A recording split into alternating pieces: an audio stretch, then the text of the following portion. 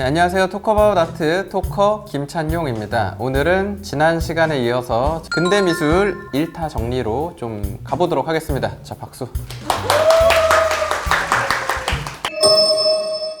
드디어 문제 사조 갑니다. 사실 우리 시대에 제일 좀 많이 공부해야 될, 혹은 우리 시대의 예술 이해할 때 제일 많이 거론되는 예술 사조가 이 다다이즘이라는 장르가 있고요. 제일 상징적인 건 아무래도 이름 그래도 한번 들어보셨을 마르셀 뒤샹의 샘이라는 이 변기 작품을 통해서 그냥 판도 패러다임 자체를 바꿨다라고 보시면 되고요. 심플하게 정리하면 다다이즘이란 사조 자체는 1차 세계대전 시대에 전쟁으로 탱크가 세상에 처음 등장하고 막 이제 기존 전쟁하고는 다른 사륙전하고 이렇게 디스토피아가 막 벌어지기 시작하니까 세상이 너무 허무한 정말 혼돈의 시대가 됐다.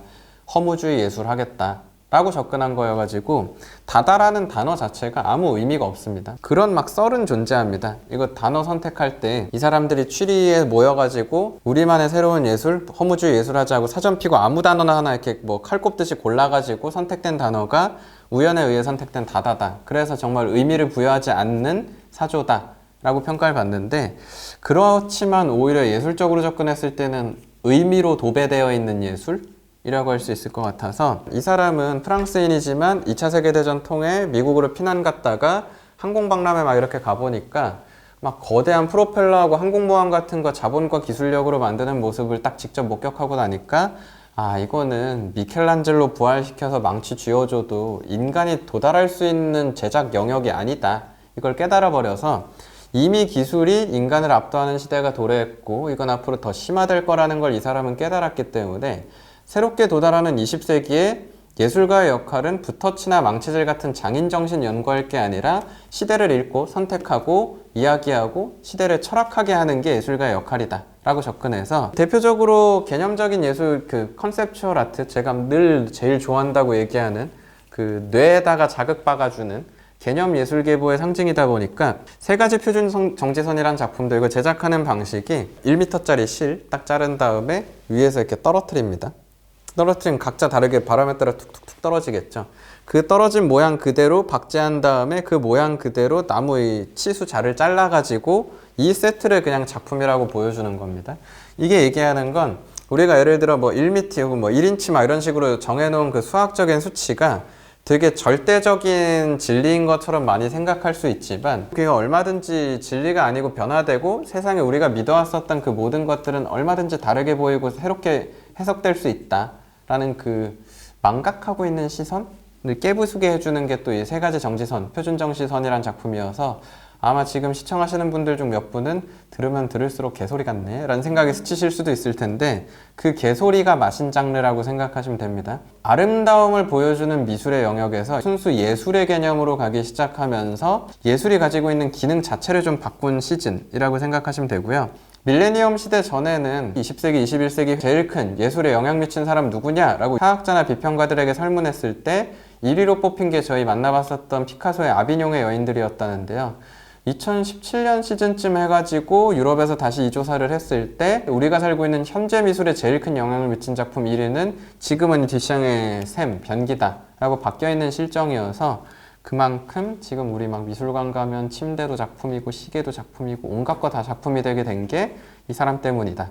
그리고 이걸 참고로 그냥 사이드 팁으로 소개해드리면 이런 예술 형식을 레디메이드라고 한다 라고 기억하시면 됩니다. 이미 만들어져 있고 선택만 하면 된다. 레디메이드. 자, 그 이후 이제 밑으로 이어지는 게 저는 심플하게 얘기하면 순한맛 다다이즘이라고 생각하면 되는 게 초현실주의로 봐주시면 될 것 같고요. 다다이즘의 기반은 1차 세계대전 시점에 등장했기 때문에 말 그대로 그 전쟁과 허무, 혼돈이 작품 제작의 핵심이었습니다. 근데 1차 세계대전 끝나고 잠깐 2차 세계대전 전까지 소강기에 들어갔을 때 사람들은 이제 슬슬 회복하고 다시 평화의 시대가 오길 원하는데 허물을 주장하는 예술이 썩 와닿지 않았겠죠. 난해하고 어렵겠죠. 지금 보기에도 그러니까요. 그러다 보니 그 새로운 아이디어를 계승은 하지만 우린 조금 더 어찌 보면 대중성 있게 순한 맛으로 접근하자 라고 아이디어를 가진 게 초현실주의자들이었고, 이 사람들은 세상이 폐허가 돼서 아름답지 않다면 그 너머에 있는 상상, 무의식으로 접근하자 라는 테마로서 접근했었던 게 초현실주의다 라고 보시면 될 것 같습니다. 뭐 다양한 초현실주의자들이 있지만 제 취향에서 하나만 추천드리면 매트릭스나 아니면 아바타 이런 영화에 오마주 엄청 많이 됐었던 벨기에 출신의 초현실주의자 이 르네 마그리트 란 예술가가 있고요. 골콩드 혹은 뭐 한국에서 겨울비라고 소개되는 이 작품도 언뜻 보시면 멀쩡해 보이는데 자세히 보시면 말이 안 되죠.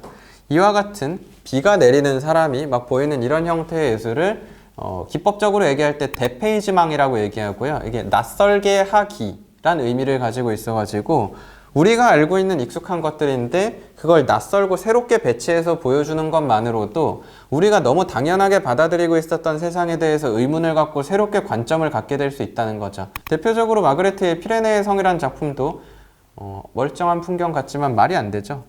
지금 막 중력을 거스르고 막 떠있죠. 미야자키 하야오의 천공의 섬 라퓨타나 아바타 1에서 종족들 사는 그 성이 다 이렇게 막 떠있는데요. 그거 다 마그리트 오마주했다고 아예 감독들이 밝히는 수준이어가지고 그만큼 현대에는 SF 판타지 영화에 제일 많이 차용되는 시각문화 예술 장르가 초현실주의다 라고 또 보시면 되고, 다만 그중 제일 유명한 건 이것은 파이프가 아니다란 멘트가 써있는 이미지의 반역이란 이 마그리트 시리즈가 제일 유명하고요. 질문을 드려볼게요. 이거 그려진 거 파이프인가요? 파이프가 아닌가요? 파이프. 왜 파이프죠 이게? 그냥 그림인데?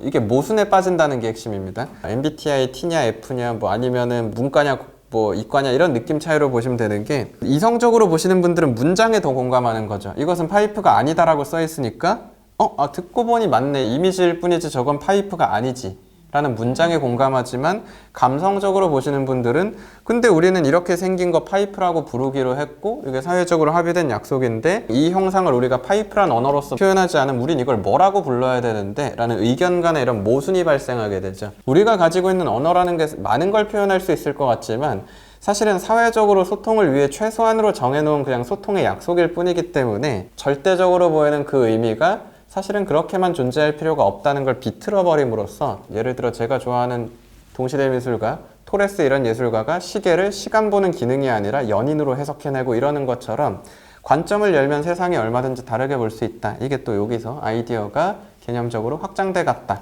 라고 봐주시면 될 것 같습니다. 자, 여러분 저희 쭉 보고 내려오니까 드디어 제일 마지막 지점에 와 있죠. 제일 밑에 비기하학 추상, 기하학 추상 이렇게 되어 있는데요. 이 알프레드 바란 사람이 이 현대미술사 다이아그램이라는 걸 만든 이유 자체가 제일 밑에 있는 게 미국 추상 미술이어가지고, 이게 정확한 용어로는 추상표현주의라고 얘기하는데, 이 미국 추상이 뜬금없이 미국 애들이 막 그냥 막 한 게 아니라 그 대단해 보였던 유럽의 유구한 예술 역사의 계보들을 새롭게 계승해서 만들어낸 우리 이 추상표현주의다, 이걸 증명하기 위해 만든 도표가 이거라고 보시면 돼가지고 어찌 보면은 좀 합리화를 위한 연구였다라고 보실 수 있는 건데, 잭슨 폴록이라는 사람이 이제 비기하학 추상의 라인이라고 보시면 되고, 유럽 추상 예술가들은 좀 엘리트 추상이라고 얘기하는데요. 고상하게 고민하고 도형 그리고 이런 느낌이었다면, 잭슨 폴록은 캔버스 바닥에 굴려놓고 중력을 이용해가지고 보통 액션 페인팅 혹은 드리핑이라고 얘기하는 물감 막 뿌리면서 발자국 남고 담뱃재 떨어져 있고 이런 상태로 그려버리다 보니까 당시 미국이 딱 원하는 약간 제임스 딘 같은 느낌의 청바지 입고 에너지와 힘이 넘치는 형태의, 우린 좀 새로운 추상 만들어냈다. 근데 그거 우리가 막 한 거 아니라 유럽 애들 한 거 우리 방식으로 계승한 거야. 이걸 이렇게 보여준 거고요.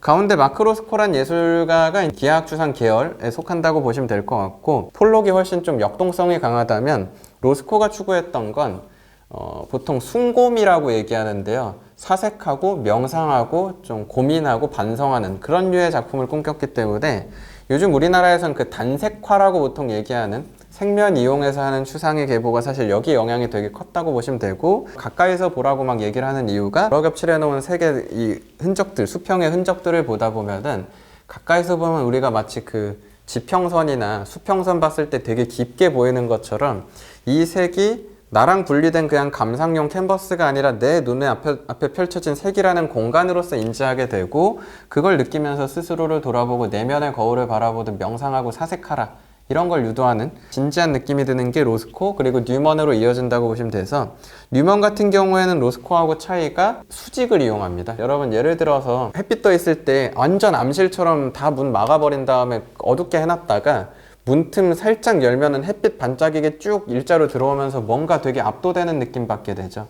그러한 느낌을 색으로서 이 집이라는 하나의 수직의 선으로서 표현하고자 하는 게 또 뉴먼의 예술이었다라고 보시면 돼서 이 계보가 지금 말씀드린 알프레드 바의 다이어그램에 의해서 완성된 미국의 추상이다라고 보시면 되고 이거 이제 깨고 나오는 친구들이 우리 좀 더 익숙한 앤디 올, 바스키아, 키스 에링 이 라인으로 이어진다고 보시면 돼서 지금 저희가 나름 최대한 짧게 얘기한 거죠. 사실 제가 이거 기존에 강연으로 할 때는 이 정도 분량이면 보통 2시간씩 4주에서 한 5주 이상 해야 되는 건데 정말 우리 미술 즐기는데 그냥 최소한의 포인트로 일단 추천드린 거니까요. 역시나 여러분 댓글로 피드백 반응해 주시면은 점점 디테일과 심화 그리고 그 이후 혹은 그 전의 시대로 조금씩 미술사를 더 소개해 드릴 예정이니까요. 참고해서 많이 시청해 주시길 좀 부탁드리면서 일단 저희가 준비한 첫 번째 미술사 컨텐츠는 여기서 정리하도록 하겠습니다. 여러분 감사합니다. 고생 많으셨습니다.